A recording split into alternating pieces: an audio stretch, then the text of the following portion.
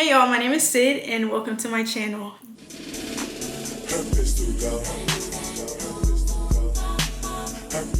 As you can tell, this is the first video. This is also going to be an intro as well as a story time of how I became a sneakerhead, so you guys can get a feel of who I am and why I am the way I am today. So I have a few notes here on my iPad. If you can see it, it's just going to run down of how I became a sneakerhead. Hopefully I stay on track. It all started when I can't even remember my first pair of shoes that I ever wore as a kid, but I just want to say that my inspirations were probably India Love and my dad. India Love, she was the most beautifulest thing when I fell in love with sneakers. That's when Tumblr was around, so I would see her all the time. I saw her with the South Beach LeBron 9s. I saw her with the Air Max 95s, the neon bolt, the yellow looking ones with black.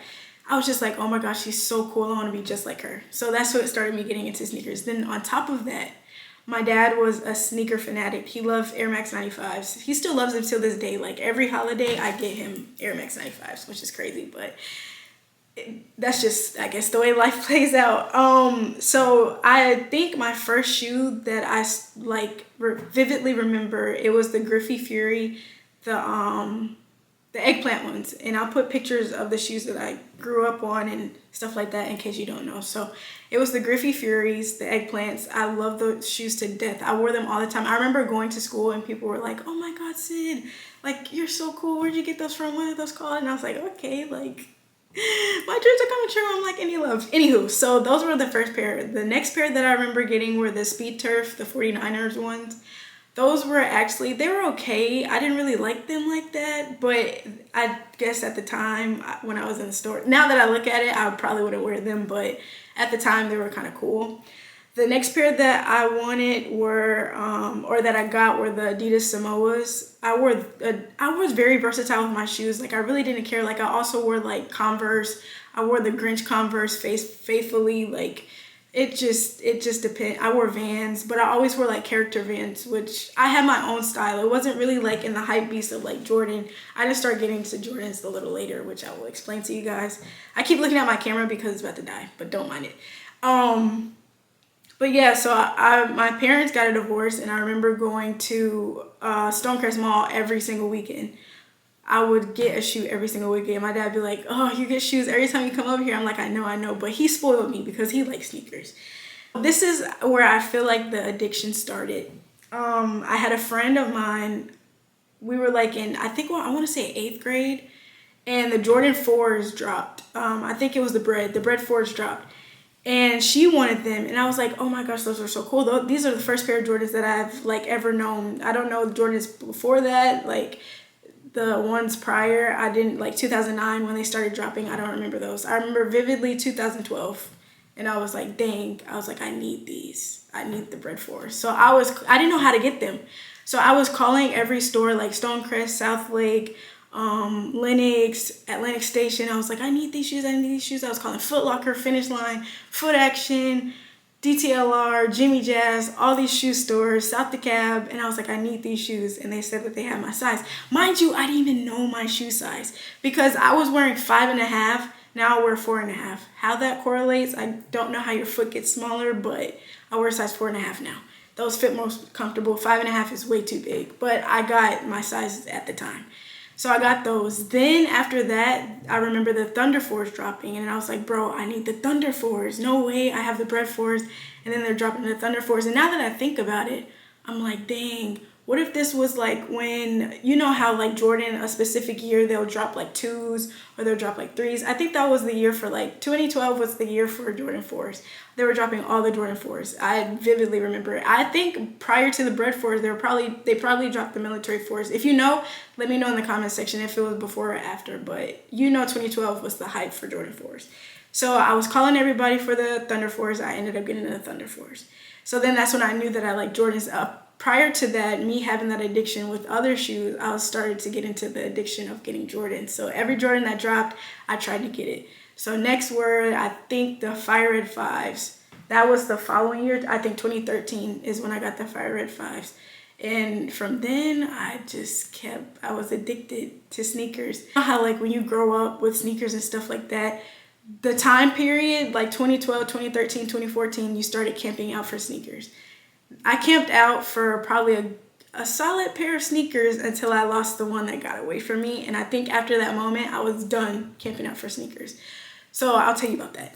So growing, I think the Jordan 11 lows, the Concords dropped. And I was like, I need these, I need these, I need these. And so my friends were like, well, let's go camp for them. I think the Gamma Blue 11s came, I don't know if they came before or after.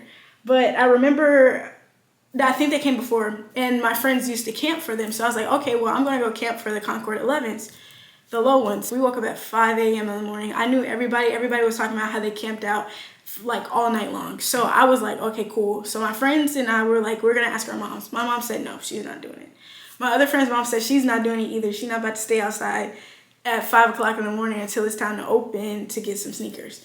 So my other friend's mom was like, okay, I'll do it. So we got up at 5 a.m. in the morning. We got breakfast. I think the only thing was open was McDonald's, and we got coffees. We got hot chocolates, the mom got coffee. So we went to Hibbett Sport that was up the street because we all lived in the same neighborhood, and we camped out from 5 a.m. to 10 a.m. 5 hours. Well, not 10, but 5 hours. I don't know why. Like, if they brought that back, I would do it for my kids to experience, but it's just like, why were we doing that? Why were we doing that?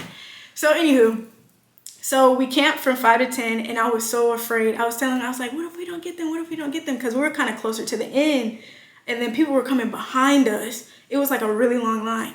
So my friend was like, no, we're going to get them. We're going to get them. So we end up getting to the front, and we started hearing people say, like the customers, not the customer service, the workers say, oh no, we're at that size, we're at that size, we're at that size. So my heart started dropping, because imagine going there at 5 o'clock in the morning, and you literally, your shoe's not there. I would be upset highly. And I know for the parents, they were highly upset. So we got to the front. We were like, hey, is our size there? We need a 4.5, 5.5, and a 5. He was like, yeah, we got your size. Thank God. He had our size. So that was the first pair I ever camped for. I remember I camped for the Legend Blue 11s. Didn't get those. That's another crazy story for a different day. But yeah, so let's talk about the one that got away.